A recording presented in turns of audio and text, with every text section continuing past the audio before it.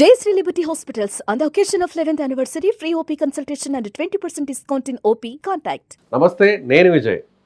నిజంగా ఇండియా పాకిస్తాన్ యుద్ధం జరిగితే నిజంగా అణుబాంబులు ఒకరి మీద ఒకరు వేసుకునే పరిస్థితి వస్తుందా? అణు యుద్ధమే జరిగితే ఎలాంటి ప్రమాదం ఉంది? ఇప్పటికే పాకిస్తాను మేకపోతు గాంభీర్యాన్ని ప్రదర్శిస్తుంది. ఇప్పుడు కూడా అరిచే కుక్క కరవదు అన్నట్టుగా పాకిస్తాన్ మంత్రి తాజాగా ఒక స్టేట్మెంట్ ఇచ్చారు. మా దగ్గర 130 అణుబాంబులు ఉన్నాయి, ఇవన్నీ కూడా భారత్ మీద ప్రయోగించడానికే ఈ అణుబాంబులు తయారు చేసామంటున్నారు. మరి ఇండియా ఈ విషయంలో సైలెంట్గా ఉందా? సో ఇండియాకు అంతకు మించిన అణుబలం ఉందా? ఎస్, డిస్కస్ చేద్దాం. మనతో పాటు అనలిస్ట్ చంద్ర శ్రీనివాస్ గారు. నమస్తే చంద్ర. నమస్కారం విజయ్ గారు.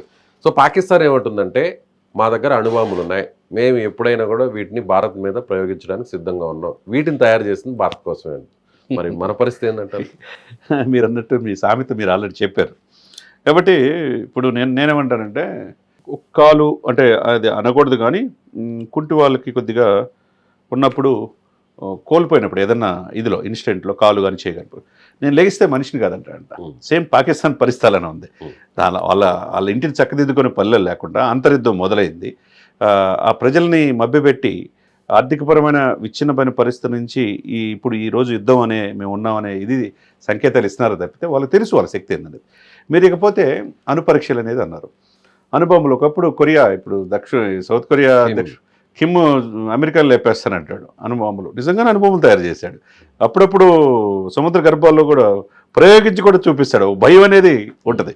అట్లా పాకిస్తాన్ అని చెప్పేది మొదటి నుంచి కూడా మేము అణుబాంబులు ఉన్నాయి, మేము ఇండియాని లేపేస్తాం, అసలు కాశ్మీర్ మాదే అని చెప్పేసి మొదటి నుంచి కూడా డాంబికాలు పలుకుతాను ఉంది. కానీ 3-4 సార్లు మన దేశంలో ఏ రోజు పెట్టుకున్నా ఓడిపోవటం. అది అణుబాంబులు వేస్తే ఏమైంది అనేది పాకిస్తాన్ తెలియదు కాదు. మనకు 1-2 ప్రాంతాల్లో వేస్తే కొద్దిగా నష్టం జరగొచ్చేమో కానీ అసలు మనం వేస్తే అసలు పాకిస్తాన్ అనేది మ్యాప్లో లేకుండా పోతుంది. అది వాళ్ళకు కూడా తెలుసు. కాబట్టి ఇక్కడ ఏంటంటే మనం అణుబాంబుల విషయానికి వస్తే అండి, నిజంగా రియల్గా భారతదేశంలో రక్షణ విషయంలో మొదటి నుంచి స్వాతంత్రం వచ్చినప్పటి నుంచి అప్పుడున్న పరిస్థితులు బట్టి, ఆర్థిక పరిస్థితులు బట్టి అంతగా కేటాయించలేకపోయినా అటల్ బిహారీ వాజ్పేయి గారు ఉన్నప్పుడు ఆయన ఈ రక్షణ విషయంలో చాలా కఠిన నిర్ణయాలు తీసుకున్నారు. అప్పుడు రక్షణ శాఖ సలహాదారుడుగా అప్పుడు అబ్దుల్ కలాం గారు ఉండేవాళ్ళు. ఆయన డిఫెన్స్ మ్యాన్, మనకు తెలుసు. అటువంటి దేశ రక్షణ విషయంలో ఒక ముస్లిం అయి ఉండి మరి ఈ దేశానికి రాష్ట్రపతిని ముస్లిం చేసుకున్న గొప్ప దేశం, సంస్కృతి మనది, మన పాలకులది. మరి అదే అబ్దుల్ కలాం గారు ఈ అణుపరీక్షలు స్వయంగా భారతదేశం వైపు చేశాడు. అణుబాంబులు తయారు చేయడానికి పూర్తి స్థాయిలో పనిచేసిన వ్యక్తి అబ్దుల్ కలాం గారు. అప్పుడు మిస్సైల్ మ్యాన్ అంటారు. అటువంటిది ఆ వ్యక్తితో పాటుగా అప్పుడు ఆ రోజు సంతానం అని చెప్పి వెరీ పవర్ఫుల్ ఉన్నారు. చిదంబరం ఉన్నాడు రక్షణ సలహాదారుడు. తర్వాత జార్జ్ ఫెర్నాండేజ్ రక్షణ శాఖ సహాయ మంత్రి. వీళ్ళందరూ కూడా సైనిక దుస్తులో వెళ్ళి యాపిల్ బాక్సులు అని చెప్పి తీసుకెళ్ళి అసలు అమెరికా ఉపగ్రహాలు కూడా మన భారతదేశంలో కదలెక్కలు, మన టైం ఎంత, మనం ఏం చేస్తున్నాం కూడా తెలుసుకునే ఉంటుంది. కానీ వాళ్ళకు కూడా తెలియకుండా మన అణుపరీక్షలు 1998 మే 11, మే 13 ఒకరోజు చేసిన పర్లా, ఒకరోజు చేసినట్టు కొంచెం 2 రోజులు చేసాం. అంటే ఒక్కసారిగా భారతదేశం శక్తి ఏందనేది ప్రపంచానికి తెలియజేయగలిగాం. అది అంత పాలకులు వాజ్పేయి గారు అంత ఫ్రీ హ్యాండ్ ఇచ్చారు. వీళ్ళు చేయగలరు. ఆర్మీకి కానీ ఆ రోజు ఇండియా టుడేలో నేను చిన్నతనంలో చదువుకునేటప్పుడు ఆ ఇండియా టుడే ఇప్పుడు కూడా నా దగ్గర ఉన్నది. ఎంత పవర్ఫుల్గా వాళ్ళల్లో సంతానం అయిన ఒక వ్యక్తి అయితే, పవర్ఫుల్ ఆఫీసర్ అయితే, వాళ్ళ ఇంట్లో వాళ్ళ నాన్నగారు చనిపోయిన వెళ్ళలేపాడు. సెలవులు కూడా దేశం ముందు అనుకున్నారు. రక్షణ ముఖ్యం ఉన్నారు. అప్పుడు అండర్ గ్రౌండ్లో వెళ్ళి రాజస్థాన్ పోఖ్రాల్లో మే 11 అణుపరీక్షలు జరిపి ప్రపంచంలో భారతదేశ శక్తి ఏందని తెలియజేశారు.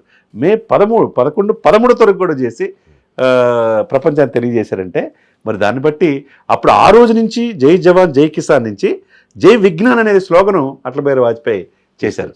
కాబట్టి భారతదేశం అణుబాంబులు ఎంతమంది ఉన్నాయండి? పాకిస్తాన్ 130 అని చెప్తుంది కదా, దానికి 4 గింతలు ఉంటాయి మన దగ్గర. పెద్ద సమస్య కాదు.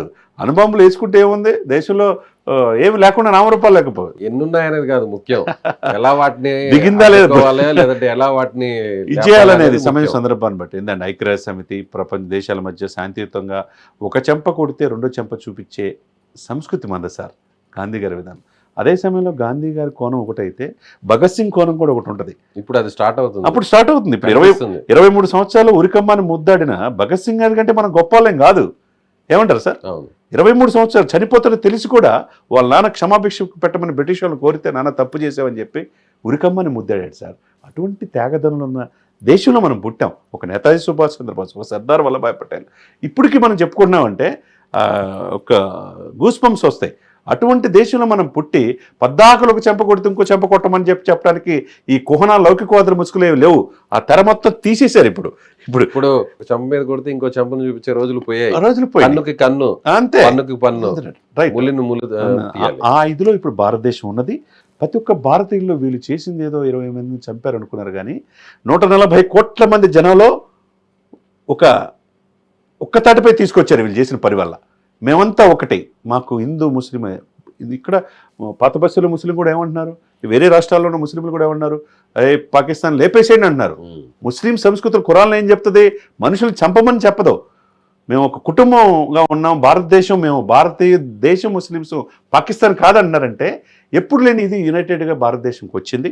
ఏం చేసినా కానీ మేము సహాయం చేస్తామని అటు కాంగ్రెస్ పార్టీ కావచ్చు, మిగతా ప్రతిపక్షాలు కూడా ఇప్పుడున్న మోదీ అధికారంలో ఉన్న ప్రభుత్వానికి బాధ్యతగా నిలబడినాయి. అంటే భారతదేశం అణుబాంబని వీళ్ళ ఊహ అనుకుంటున్నారు. ఆలోచించి పొద్దున టార్గెట్ పెట్టి 6ంటికి లేపుతామంటే ఈ రోజు నైటే లేపేసే అణుస్థావరాన్ని కూడా మొత్తం లేపేసి నిర్వీర్యం చేసే వ్యవస్థ కూడా మన దగ్గర ఉన్నది అనమాట. Right sir, thank you. So ఇది ఒకవేళ అణు యుద్ధమే జరిగితే, నిజంగా పాకిస్తాన్ అణు యుద్ధానికి దిగితే ఆలోచన కూడా రానికుండానే ఆ వ్యవస్థను మొత్తం కూల్చే శక్తి సామర్థ్యాలు మన వద్ద ఉన్నాయి. సో మీరేమనుకుంటున్నారు? మీ అభిప్రాయాన్ని కామెంట్ చేయండి. Thank you so much.